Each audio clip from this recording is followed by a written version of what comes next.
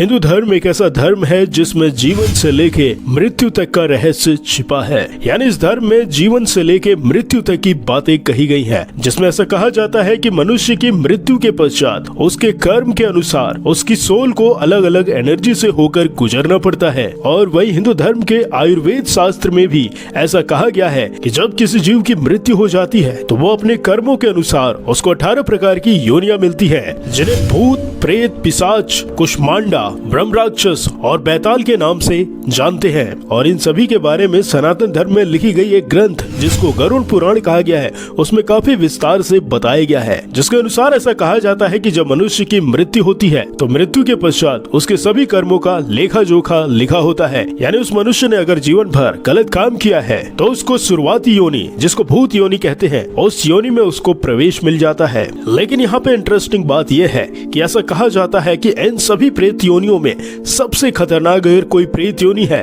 तो वो कोई और नहीं, ब्रह्म राक्षस को कहा गया है। यानी ये सभी प्रेत योनियों में सबसे ज्यादा ताकतवर, सबसे ज्यादा रहस्यमयी और सबसे ज्यादा शक्तिशाली प्रेत आत्माएं मानी गई है। और ऐसा कहा जाता है इन सभी प्रेतों को कंट्रोल मृत्यु के अधिपति, जिनको यम कहा जाता है, वो करते हैं। और वो डिसाइड करते हैं मनुष्यों के कर्म के आधार पर कि आखिर उसको किस योनि में भेजा जाए। तो आज के इस वीडियो में हम बात करेंगे सभी प्रेतों में सबसे बलवान, जिसको ब्रह्म राक्षस कहा जाता है। आखिर ये कौन होते हैं, इनकी उत्पत्ति कैसे होती है और ये सभी प्रेतों में सबसे ज्यादा बलवान किस कारण से होते हैं। तो अगर बात करें ब्रह्म राक्षस होते कौन है, ये बनते कैसे हैं, तो ऐसा कहा जाता है कि ब्रह्म राक्षस उन आत्माओं को कहा जाता है जो उच्च ब्राह्मण जाति में जन्म लेते हैं या फिर जिनको वेद पुराणों का संपूर्ण ज्ञान होता है और वो पूजा पाठ करके अनेकों सिद्धियां प्राप्त कर लेते हैं। परंतु जब वो इन सभी सिद्धियों को प्राप्त कर लेते हैं तो उनके अंदर घमंड यानी अभिमान आ जाता है और वो सदैव बुरे कर्म करते हैं, जो कि एक ब्राह्मण के लिए या फिर कहीं किसी सिद्ध पुरुष के लिए बिल्कुल भी उचित नहीं है। लेकिन जब यही व्यक्ति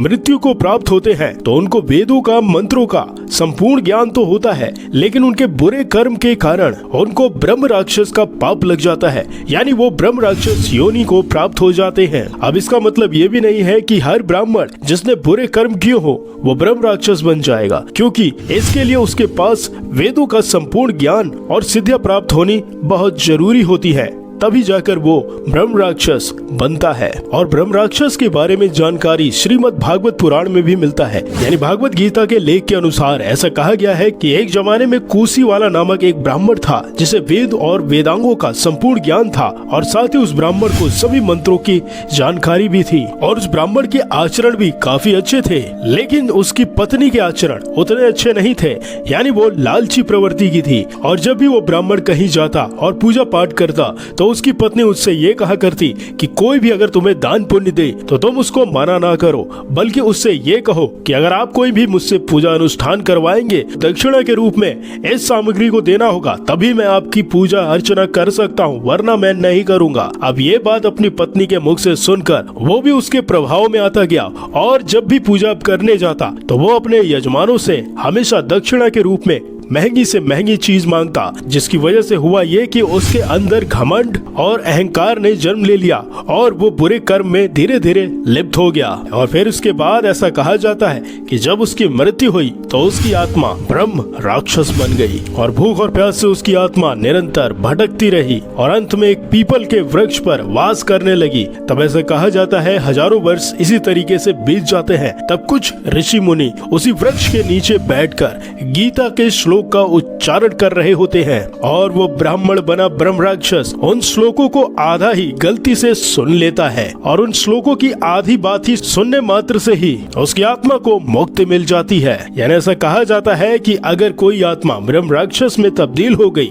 तो उसकी आत्मा की मुक्ति के लिए अगर कोई व्यक्ति गीता का पाठ करता है तो उसकी आत्मा यानी जो उसकी सोल होती है वो ब्रह्म राक्षस से उसको मुक्ति मिल सकती है, जिसकी जानकारी हमारे वेद और पुराणों में काफी विस्तार से बताई गई है। लेकिन अगर बात करें शिव पुराण के अनुसार तो ऐसा कहा जाता है कि ब्रह्म राक्षस को उत्पन्न करने वाले कोई और नहीं, भगवान शंकर हैं और इनका जन्म महादेव ने इस कारण से किया क्योंकि ऐसा कहा जाता है कि एक बार जब महादेव के सामने तारकासुर नामक एक भयंकर राक्षस युद्ध करने के लिए आया था तो उसको युद्ध में हराने के लिए भगवान शिव ने अपने गणों में सबसे खतरनाक गण ब्रह्म राक्षस की उत्पत्ति की ताकि वो तारकासुर नामक खतरनाक राक्षस की सेनाओं से युद्ध कर सके। सके। और ऐसे कहा भी जाता है कि जो ब्रह्म राक्षस होते हैं वो दिखने में काफी ज्यादा डरावने और उतने ही ज्यादा बलशाली होते हैं और जिनको युद्ध कलाओं की संपूर्ण जानकारी होती है, जिसके कारण से भगवान शिव के सेनाओं में वो एक शक्तिशाली सैनिक माने जाते हैं। अब क्योंकि भगवान शिव के द्वारा ही ये वरदान तारकासुर को दिया गया था कि उसकी हत्या भगवान शिव नहीं कर सकते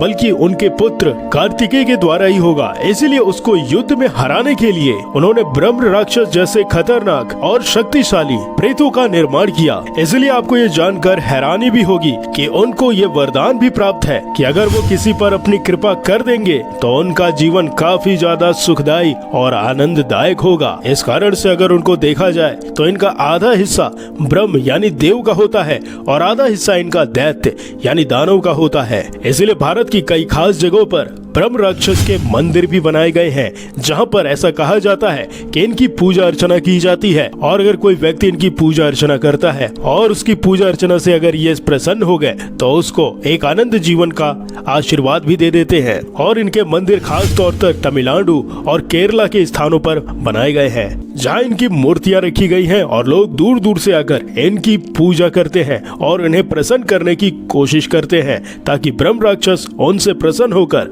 उनकी सारी इच्छाएं पूरी कर दे। और अगर बात करें कि आखिर ये ब्रह्म राक्षस दिखते कैसे हैं, तो हमने आपको पहले ही बता दिया था कि ब्रह्म राक्षस का आधा शरीर देव का होता है और आधा शरीर राक्षसों यानी दैत्यों की तरह होता है। तो इस वजह से वो दिखने में काफी अजीब से होते हैं, यानी कई कहानियों में इन्हें विशाल, नीच और भयंकर रूप में चित्रित किया गया है, जिनके सर पर राक्षस की तरह 2 सींग भी होते हैं और ब्राह्मण की तरह उनके लंबे बाल होते हैं। तो ये रही जानकारी ब्रह्म राक्षस के उस प्रेत योनि के बारे में जिसको हिंदू धर्म में सबसे खतरनाक प्रेतों में से एक बताया गया है। तो अगर आपको ये ब्रह्म राक्षस की कहानी अच्छी लगी तो इस वीडियो को अधिकतर लोगों के साथ शेयर करिएगा। फिर मिलते हैं किसी दूसरे टॉपिक के साथ, तब तक के लिए नमस्कार।